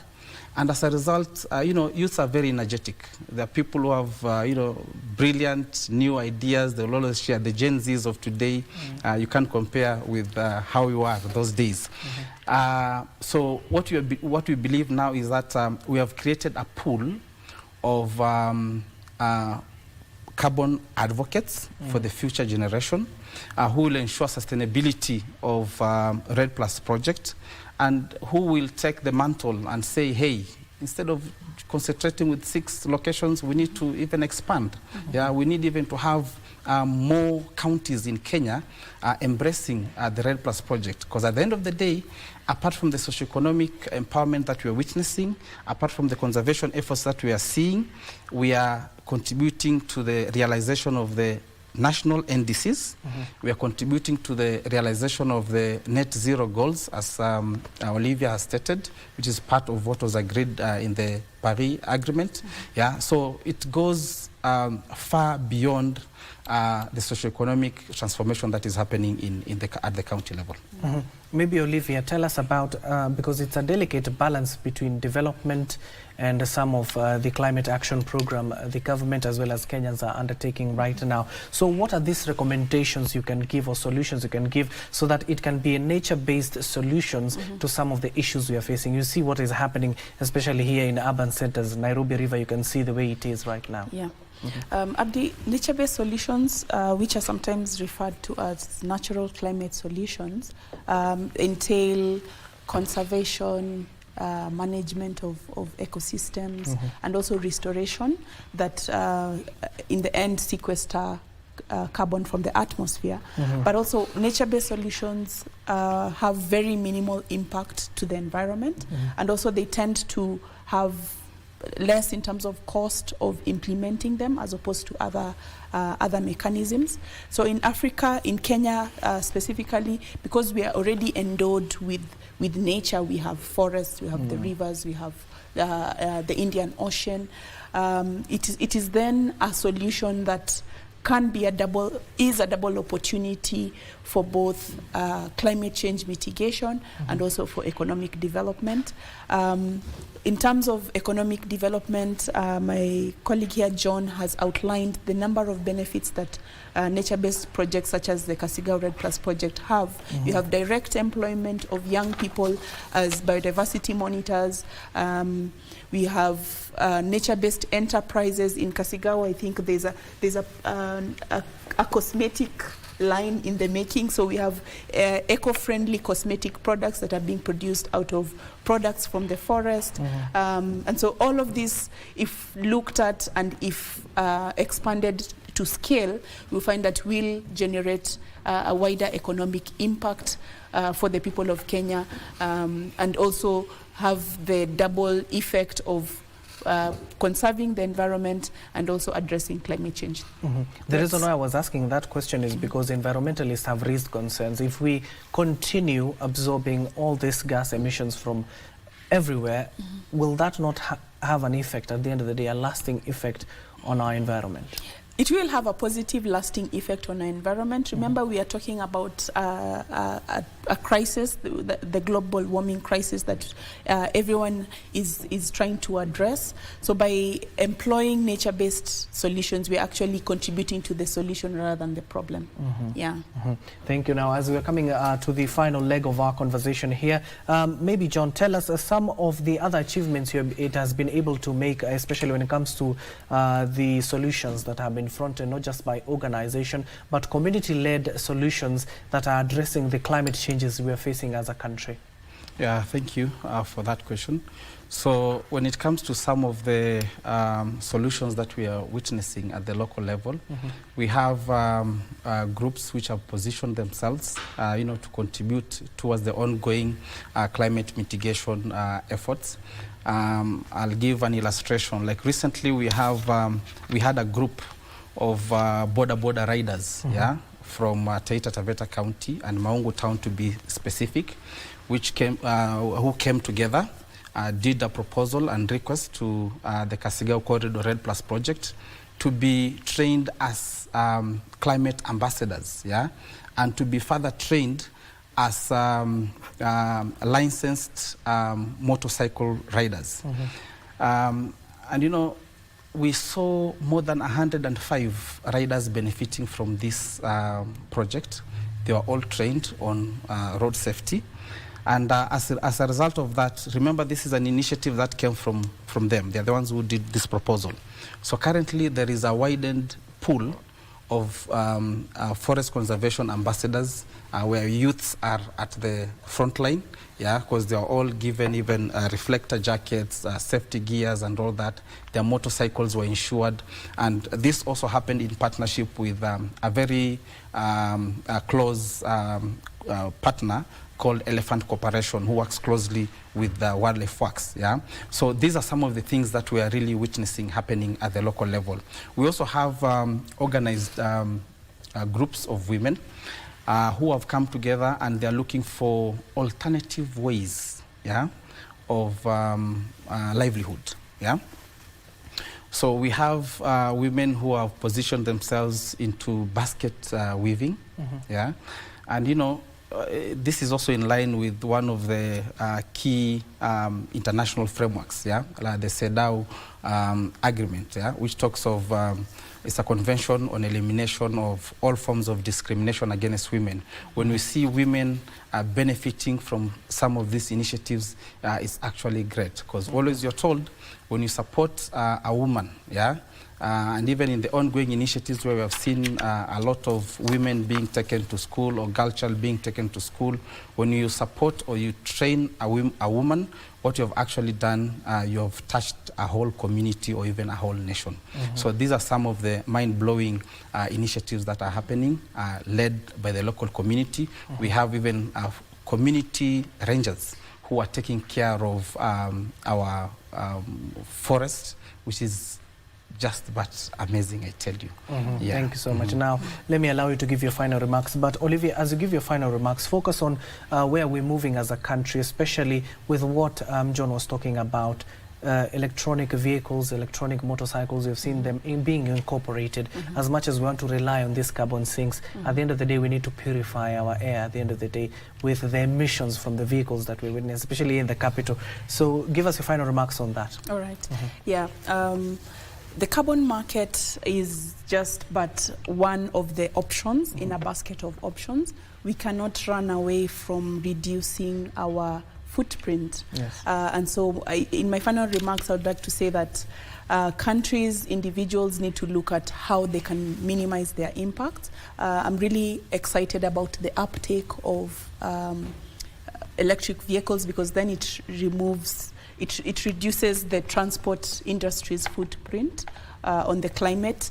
I'm also very excited to see a number of innovations that young people are coming up with to ensure that we are emitting less. There's a personal responsibility to actually ensure that our consumption is sustainable, so that we are not constantly producing and consuming as a nation and even as the world. So let us look at many other options that we can use, and carbon market is one of the tools that we can employ to address this planetary crisis. John, your final remarks? Thank you, Abdi. As part of my final remarks, looking at what we have shared as far as the impact of Red Plus project is concerned, there has been some conversation which there are allegations that say that carbon credit could be a form of neocolonialism, and I would like to address these concerns looking at even the definition of neocolonialism. In neocolonialism we talk of control and exploitation of developing countries by developed ones. But what we are seeing through this Red Plus project or through carbon credit, we are actually empowered through this project, and it's not about exploitation. If you look at what is happening in the RED+ industry again, the revenue that is being generated, we have proper governance structures which are involved in how the monies are spent at the community level. Unlike colonialism, where you have all the revenues being taken overseas. That's not happening. Again, one of the most important things that the world needs to understand is that when it comes to decision making, we have structures, we are involved when it comes to public participation initiatives through community-led governance structures, And tied to that, we also have some naysayers out there who have been saying that carbon credit is a means of giving some of these companies in the global north permission to pollute. Looking at what is happening at the Kasigao Corridor RED+ project, where we have more than 200,000 hectares of land being protected, or forests being protected, here we are talking of 1.7 million tons of carbon dioxide that is being, protected from going to the atmosphere. You see, that is not a permission to pollute. Again, scientifically, if you look at some of these companies who have been buying these carbon credits, it has also been proven that most of these companies who are buying carbon credits have also invested a lot more in reducing emissions at their own internal level. So it is not a permission to pollute in whichever way. And finally, I would also like to, I am a TOT when it comes to human rights-based approach to development. And I do appreciate the critical role that civil society organizations and human rights activists play when it comes to realization of human rights. From what you've explained, you'll find that RED+ projects actually contribute in a very big deal towards realization of some of the critical human rights that have been enshrined in our Constitution. And I'll make a very quick reference to Article 42, 43 of our Constitution on socioeconomic rights, on right to healthy environment. So we expect this civil society organization to team up and ensure that and support these organizations like the Kasigao RED+ project so that we can have further realization of these critical human rights, which we are really benefiting at the moment. Thank you so much. That is John Makimai, community leader in Taita Taveta County, and Olivia Adhiambo, climate policy analyst. Thank you so much for making time for us on this crucial topic. You've even saw the president on the weekend talking about the climate solutions that are being fronted not just by governments or organizations that are required by this first world countries who are emitting more to ensure they are inculcated within this particular African continent that is, of course, not emitting more but are suffering severely from the countries that are emitting more gas emissions. That concludes our conversation. And of course, my name is Abdiaziz Hashim. I was standing in for my colleague, that is Brent Troinjue. The sign language interpreter at the bottom end of the screen is Brian Muraru. And up next will be Nancy Okware with Tamrini Dongo Tufa. But before I hand you over to my colleague Nancy, I want to take you to the showground, the International Trade Fair. And I do understand we're being joined by Warimu Njenga. Good afternoon, Warimu. If you can hear me, how goes the International Trade Fair for the second day?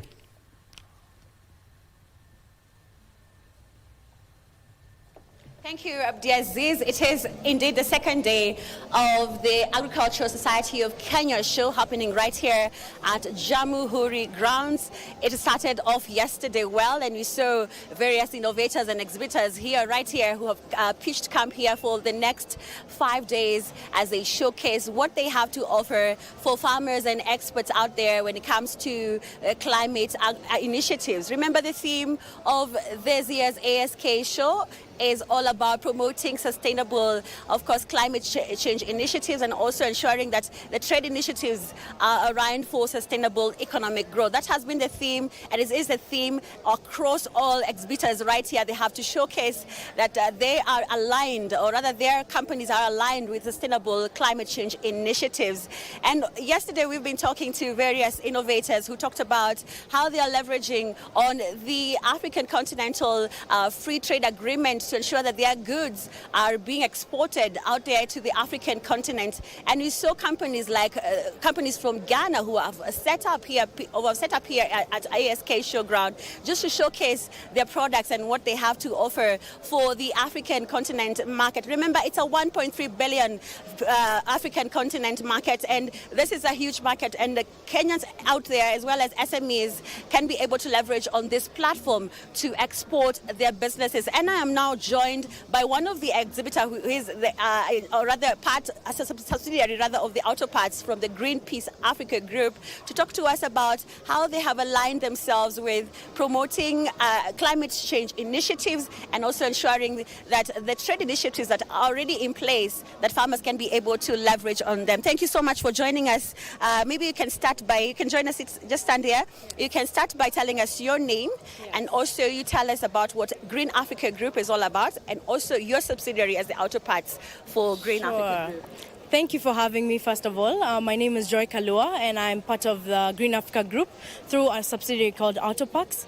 And the Green Africa Group is all about connecting, producing, and impacting. And we do that through different areas. So first, we have the automotive sector, which I'm part of, Autopax, and we try to create innovative solutions for people to be able to move around. So, for example, we have the electric vehicle, AIVA2, which is a fully electric car, also an electric motorcycle called Cheche, which is new in the market. So these batteries can actually be used for a use of in rural areas where they can use it for a fridge in order so that they can keep the produce for longer, and the batteries as well can be used to power homes and all that. So they have a bigger use than even the affordability of them. And then we also have a handheld tractor that's also in the automotive sector from Japan called Kubota. Kubota is a 1 in a million machine, so it's much more affordable than a full tractor, and it really works well for small-scale farmers. And I know we'll talk about the EV vehicles, but first of all, I want us to talk about the theme of this year's ASK show, promoting smart agriculture and trade initiatives for sustainable economic growth. I'd like to know, as a Green Africa Group, how have you aligned yourselves with this theme? So all we are about is about productiveness to create this sustainable economic growth. So for example, the machine that I was mentioning earlier, it can do 1 acre under 2 hours, and much more affordable than, for example, a full tractor. And that makes a lot of sense because it can also be used for the community around them. So it can make a whole community productive because it's affordable to rent to your neighbors. It can also be used multi-purposely as a water pump.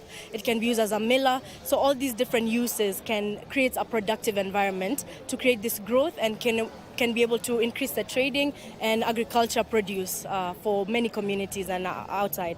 Yeah. Looking at the EV, we have seen Kenya is quickly embracing the EV vehicles. From your perspective, are we at the right pace when it comes to regulations in terms of the EV? Definitely we're moving in the right direction. I think the E-Mobility Association of Kenya has done a great impact to standardize some things, and those that have not been standardized is because it's a growing environment, in order so that we can get the best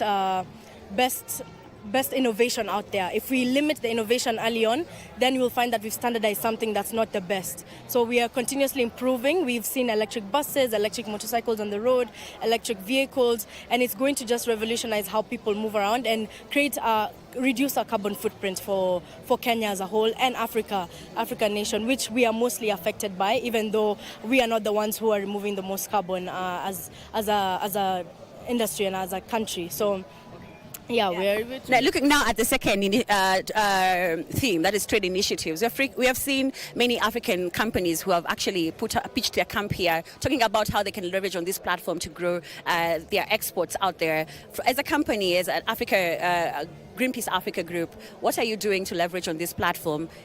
Trading. So yes, trading is very important. I mean, first we are part of trading through mobility. So we have the Honda company as well through the motorcycles and other machinery. But I would say Africa trading is all about connecting things. If it's this handheld tractor, we are planning to go into Tanzania, Uganda, to be able to continue that trade throughout the countries and using the AFTA initiative to make that possible. So trading is very important. We can work and be whole together if if it's a metal that is good being done in Congo that needs to be brought in here for the EV, like cobalt or some of the natural resources, so that we can actually manufacture and produce some things ourselves. We need to find our strengths and make it together as possible to grow as a whole continent. Okay. I know seeds initiatives are not your area, but in a way I'll ask you about the subsidiary on seeds. Yeah, I know there's this debate about quality seeds and fake seeds and how farmers can be able to identify both. How are you ensuring that there's quality seeds circulating in the market? Yes, so we have Green Africa Seeds here represented, and we work with a company called AfriSeed from Zambia, and they have gone through all the processes like KEFIS, some of the standardizing boards to be able to get the best quality seeds, and testing is very important. So we have done tests all over Kenya before we introduce any type of seed to ensure that the quality is at the highest order. Yes. Thank you so much. Thank you. I appreciate that. Is of course a representative from the Green Africa Group talking to us about various initiatives that they are promoting in terms of trade when it comes to seeds, supply of quality seeds across the continent, and also talking about their e-mobility vehicles. That is where they are looking at in terms of the future. We are going green as a country. So of course every company has to adapt to the green climate change initiatives. Now I'll hand you over back to studio to you, Nancy Okwari. Asante sana.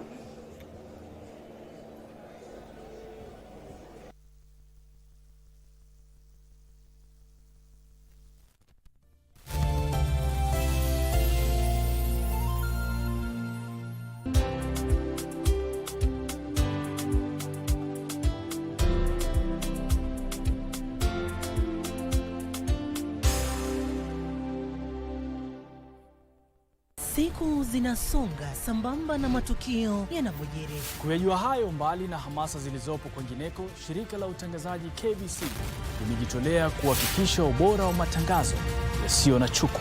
Darubini huangazia mengi ya kusini na kaskazini, mashariki na magharibi, na kukuwasilishia kwa njia stahiki.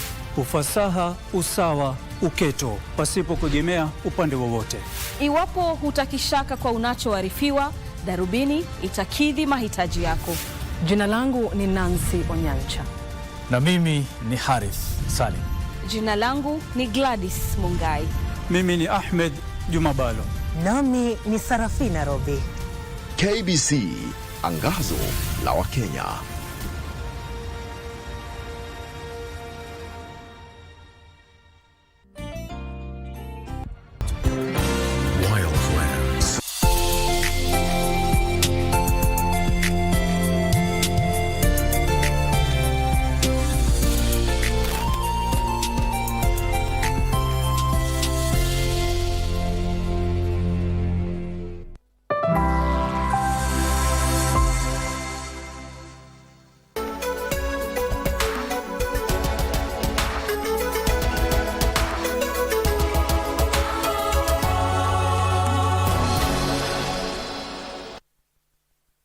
Na mtazamaji, Jumanne njema popote pale ulipo, natumai ya kwamba kufikia